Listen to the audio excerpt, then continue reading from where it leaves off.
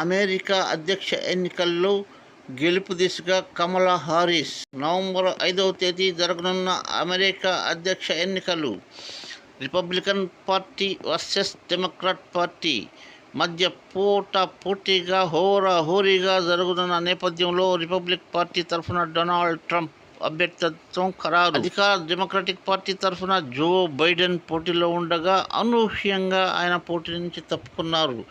కానీ ఉపాధ్యక్షురాలు కమలా హారిస్ పోటీకి దిగారు. పోటీ హోరాహోరీగా జరుగుతున్న పోటీలో తొలుత డొనాల్డ్ ట్రంప్ ముందంజలో ఉండగా అనూహ్యంగా ఉపాధ్యక్షురాలు ముందంజలో ఉన్నట్టు తెలుస్తుంది. అమెరికా అధ్యక్షురాలుగా కమలా హారిస్ ఎన్నికల్లో గెలుపు ఖాయమని మెజారిటీ సర్వే సంస్థలు నివేదికలు ఇస్తున్నాయి. దీన్ని బట్టి కమలా హారిస్ అమెరికా ప్రెసిడెంట్ కావడం ఖాయంగా తెలుస్తుంది. ప్లీజ్ సబ్స్క్రైబ్ చేసి